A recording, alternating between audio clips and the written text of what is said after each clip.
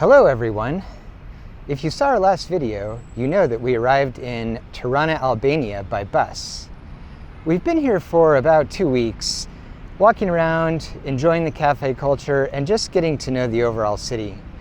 In today's video, we're going to take you to some of the more historically important and interesting sites in the city of Tirana. Before we get into the city, let's take a look at our Airbnb and see what we picked up to eat this week. We're pretty happy with our Airbnb. We have a nice bedroom with a king-size bed and plenty of closet space.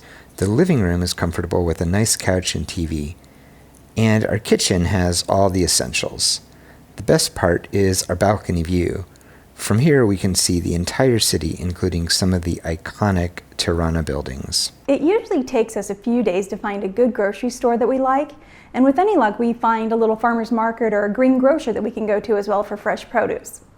Chris went out and got a haircut this morning, and when he was looking around, he found both right next to our building, which is perfect. Let's see what we got. At the green grocer, we found some beautiful peppers, some parsley, lettuce, olives that were quite delicious. Tried some before we got them. Tomatoes on the vine, arugula, cucumbers, onions, mint, bananas, all for about $10. We also found a bakery right next to the grocer and got this beautiful looking loaf of bread with sunflower seeds on it, so we're gonna have some for lunch and see how it is.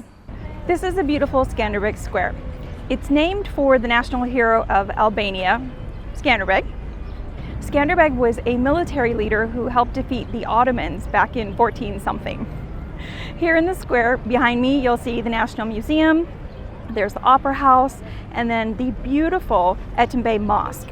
Now, when the communists were in charge here in Albania, they made religion illegal. Basically, you couldn't practice at all. And most of the houses of worship in the country were destroyed. But they kept this mosque because they realized it had a big cultural significance, and we're all the better for it today. So we've just come out from the Etimbe Mosque, and how magnificent it is inside. A lot of painted wood, which is very different than the mosques we saw in Istanbul. If you're here in Tirana, Skanderbeg Square, come and see it. Really worth it. We're gonna go see the National Museum of Albania today. It's right behind us, and that mosaic you can see on the top represents the idealized version of Albanian history. There's the ancient people on the right, and then the the warriors on the left. But from what we understand, this is a communist idealized version, and they don't actually represent real people. It's still a pretty nice mosaic. It actually is. All right, so we just finished up in the National Museum, and of course they don't allow any photography. So as usual, we respected that. It's actually a pretty good museum. I would recommend visiting. The first floor traces kind of the history back to I believe the Pelagians, which were an ancient civilization that lived in this area before the Greeks and Illyrians, and then of course the Illyrians up through common day Albania. The first floor, where they have most of kind of the ancient displays, is actually really nice. It's got a lot of English.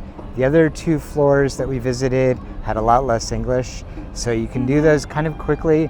Maybe a little disappointing that it didn't have a little bit more English, but it was still a really good museum, and I learned a bit more than I knew about Albanian history, so it was well worth our time here. Yep. So we're standing here at the base of the Pyramid of Tirana, which was originally built as a museum to commemorate Hoxha's life. It never really actually became a museum, and over the years fell into disrepair. And I should note that it was built in 1988 after his death. They weren't really sure exactly what to do with this place, but in 2018, they actually turned it into a center for technology for young students, similar to what we would call STEM in the United States, science, technology, engineering, and math. It's not quite open, but we were lucky enough that they've actually opened the pyramid itself to climb up just a couple weeks before we arrived. So we're gonna go climb the pyramid. Literally, these stairs are so new looking, it feels like we're the first people to walk up this pyramid.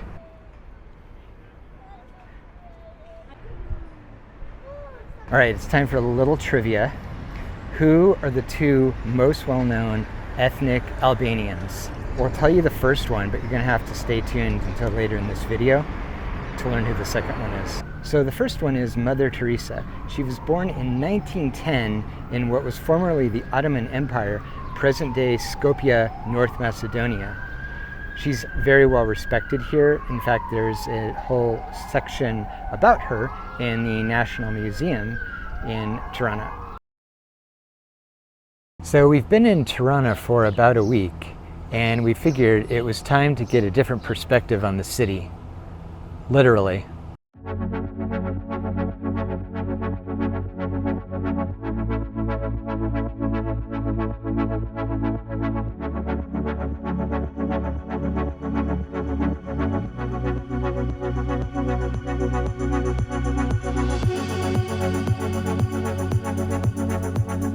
So we're on Daiti Mountain, which overlooks the city of Tirana. It's about 1,600 meters high, which is about a mile up. We actually were going to come the other day, but it was a little cloudy, so we decided to wait. And lo and behold, today, it's still a little cloudy. So we're hoping that things will clear up in a few minutes. To get up to the top of the mountain, you take the Daiti Express, which cost us 1,200 lek each, which is about $24. So we're sort of going back and forth on the price and discussing whether or not it's worth the trip. We also had to take the bus, but the bus was 40 lek each, which is very, very inexpensive. So I'm not exactly sure how this place came to be up here. There's a hotel, there's mini golf, and apparently a chicken coop, a couple of restaurants, and a nice view when it's not cloudy.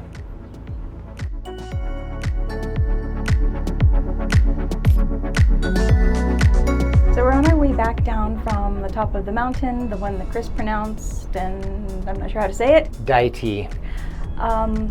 Was it worth it coming up here for basically 24 US dollars? Not exactly sure.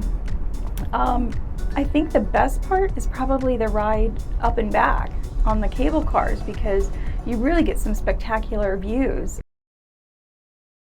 We're here at the base of a mountain in front of a large bunker. This bunker was built for Enver Hoxha.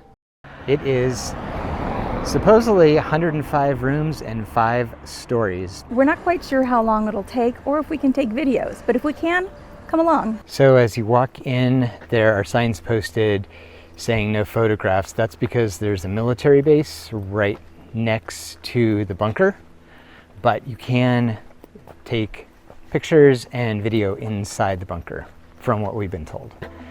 We're walking up this very quiet sort of entryway, big long road, and there are these cement posts on the sides, which are very eerie looking.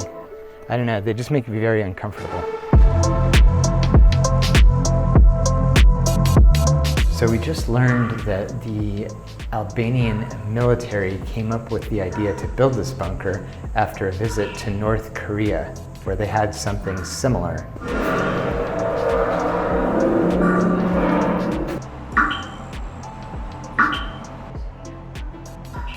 We're just about to enter Hoxha's room. I guess this is kind of where he would conduct business and where his family would live. And as you might guess, it's the largest of all the rooms in this bunker. So apparently this phone was used by Hoxha, and if I pick up this receiver, I can actually hear his voice. So I could hear his voice, or a man's voice. No idea what he said, but there was something there. What's interesting throughout this bunker is that you'll see these metal containers used for oxygen generation, and they all have Chinese writing on them. That's because Albania had a strategic alliance with China. The Chinese relationship developed after Stalin died, and the Albanian government fell out of favor with the communist government in Russia. There's a lot of information here. It seems to start with the invasion of Albania by Mussolini's forces in World War II, and it highlights the resistance and the rise of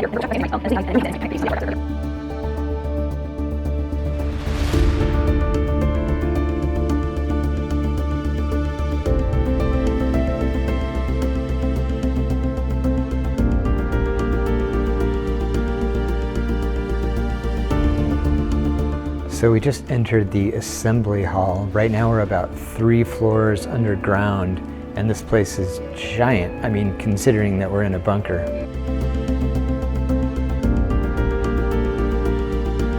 So we just went down another flight of stairs. I'm not even sure how far down we are now. I think we're like level 4 or 5, hard to tell. So it looks like we're about to exit in. We're walking through these massive concrete entrance doors or exit doors, I guess, depending on whether or not you're entering or exiting. Well, I definitely think that was worth the visit. What do you think? Yeah, it was. It gives you a lot to think about. A lot to think about. Yeah, like you said, it's a lot to unpack. My mind is kind of a blur right now, but I definitely think it was worth the visit. So we're sitting here in this park that commemorates the hardships suffered by many, many Albanians during the 40-year rule of the dictator Enver Hoxha. The park is right on the border of the Bloku region of the city, which is where all the communist elites lived. It was a closed-off part of the city, so you could only live there if you were part of that elite ruling class. What we have on the perimeter of the park is a piece of the Berlin Wall. We have a bunker that symbolizes sort of the oppressive rule, and then we also have some pillars that originally supported copper mines in the region. It's where opponents of the government were sent to do hard labor, basically hard labor camps. Lots of people died in these mines. It was apparently a very, very difficult place to work and survive. Now we're in the Bloku neighborhood of Tirana, and behind us is the former home of the dictator Enver Hoxha. While you cannot currently visit the property, we have heard the government is working to turn the home into a museum. All right, so we stopped into a cafe to grab a coffee and a little walnut cake, and we found a non-smoking section. So we're noticing the most popular drink here is espresso. Everybody's drinking espresso. We're having a cappuccino and a latte.